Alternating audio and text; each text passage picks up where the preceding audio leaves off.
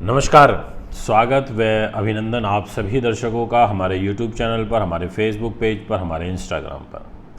आज की जो वीडियो रहेगी इसमें जैसा आपने थंबनेल पढ़ा है कि क्या इस महीने आप राजा बनोगे, कितना पैसा आएगा और जुलाई महीने के आपके लिए विशेष उपाय और साथ ही कोई शुभ मुहूर्त व शुभ दिन। ज्योतिष एक प्रॉपर विज्ञान है, ग्रहों पर आधारित है और उसमें किसी भी प्रकार का किंतु परंतु नहीं है। आप बिल्कुल स्पष्टता के साथ बोल सकते हो अगर आपका अध्ययन अच्छा है, आपने चीज़ों पर अच्छा शोध किया है, रिसर्च अच्छा किया है, आप बता सकते हो कि आपको ये बीमारी होगी, आपको ये कष्ट आएगा, आपके लिए इतने से इतने समय खराब रहेगा। ये आप पूरे आत्मविश्वास के साथ बोल सकते हो, पर वो आत्मविश्वास आपको तब आएगा जब आपने उतना रिसर्च किया हो, आपने उतना ज़्यादा चीज़ों को गहराई से अध्ययन करके कुछ अपना रिसर्च निकाला हो। दोस्तों, आज मैं आपको ये बताऊंगा कि जैसे वृश्चिक राशि का डिस्प्ले आपके सामने दिखाई पड़ रहा है और इस राशि के स्वामी ग्रह मंगल होते हैं और मंगल एक बहुत ही मजबूत और स्ट्रॉन्ग प्लैनेट है। मंगल की ताकत हर व्यक्ति के पास है और हर व्यक्ति के पास होनी चाहिए। कुछ के पास कम पहुंच रही है तो उनका कॉन्फिडेंस कम हो जाता है, साहस कम हो जाता है, वो कम पराक्रमी रहते हैं। कुछ लोगों के पास जो मंगल की ताकत है वो बहुत ज़्यादा होती है कुंडली के अनुसार, तो वो बहुत ही अच्छा फल समाज को, अपने घर को, अपने परिवार को, स्वयं के व्यक्तित्व के लिए कर पाते हैं, यानी कि अपनी विल पावर से आगे बढ़ जाते हैं। आज मैं आपको ये बताऊंगा कि जितने भी जातक अभी एट प्रेजेंट मुझे वृश्चिक के सुन रहे हैं, आपके लिए ये महीना इसलिए निर्णायक हो जाता है, इसलिए महत्वपूर्ण हो जाता है क्योंकि आपकी राशि के स्वामी स्वयं मंगल ग्रह बहुत पावरफुल हैं।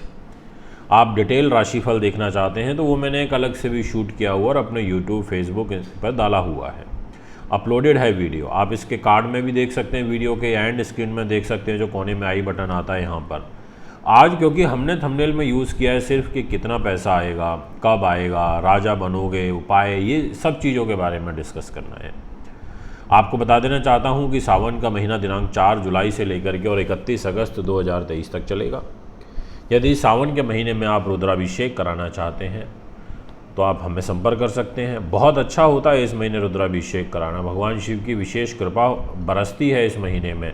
और जिनके ऊपर शनि की महादशा, शनि की अंतर्दशा, जिनका राहु नीच है, केतु नीच है, शनि नीच है, या राहु की महादशा या केतु की अंतर्दशा है, या 7.5 या ढैया चल रही है, ऐसे जातकों को तो विशेष रूप से रुद्राभिषेक कराना चाहिए। इसके अलावा रुद्राभिषेक तो सबके लिए अच्छा होता है, आप हमें संपर्क कर सकते हैं। दोस्तों, विषय को सबसे पहले आगे बढ़ाते हुए ये कहना चाहूँगा कि इस महीने जो पहला पॉइंट है वो आपके ऊपर पूर्ण रूप से एप्लीकेबल होता हुआ नज़र आ रहा है। जी हाँ, आप बिल्कुल राजा बनोगे, आपकी कुंडली ऐसा कहती है। राजाओं वाले जो व्यक्तित्व हैं, जो गुण हैं, वो आपकी पत्रिका में मुझे नज़र आ रहे हैं। इसमें किसी प्रकार का कोई किंतु परंतु दो मत नहीं है। इनफैक्ट आपकी राशि के ही स्वामी कर्म भाव पर रहेंगे। यहाँ पर 10 नंबर में आप कर्म से राजा बन जाओगे, आप व्यक्तित्व से राजा बन जाओगे, आप मेहनत से, और जिस क्षेत्र में आप हो, और यदि विशेष रूप से आप सरकारी नौकरी में हो तो आप उधर राजा बन जाओगे। ऐसे जो ग्रह योग हैं आपकी पत्रिका में बहुत शुभ रूप में दिखाई पड़ रहे हैं, इसलिए पहला पॉइंट तो आपके ऊपर पूर्ण रूप से लागू होता हुआ नज़र आ रहा है। अब आता है सबसे महत्वपूर्ण पॉइंट, और वो है कि कितना पैसा आएगा और कब आएगा। तो देखिए, धन भाव की जो जिम्मेदारी है वो देवगुरु बृहस्पति के पास है और वो 6ठे भाव में बैठे हैं।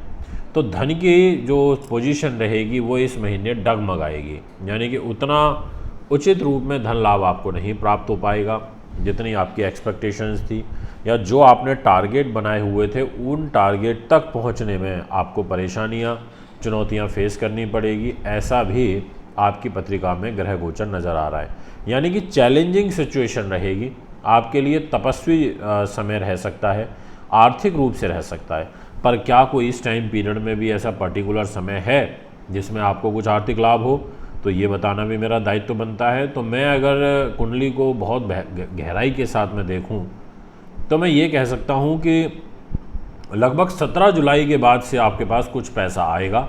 ऐसे ग्रह योग आपकी पत्रिका में बन रहे हैं और 10 दिन का ये समय रहेगा, यानी कि 17 से लेकर और 27 जुलाई तक का जो कालखंड है ये आपके लिए फेवरेबल है, उन्नतिवर्धक है। इस टाइम पीरियड में आपको कुछ विशेष सफलता प्राप्त होगी, आपकी जन्म पत्री ऐसा कहती हुई नज़र आ रही है। अब मैं आपसे बात करना चाहूँगा जो एक तीसरा पॉइंट है जिसका हमने थंबनेल में जिक्र नहीं किया है, पर उसकी चर्चा बहुत ज़रूरी है क्योंकि मैं हमेशा करता हूँ, और वो है शुभ मुहूर्त, शुभ दिन और आपके लिए कोई पर्टिकुलर ऐसे 7 डेज़ जिसमें आपको कोई विशेष सफलता प्राप्त हो।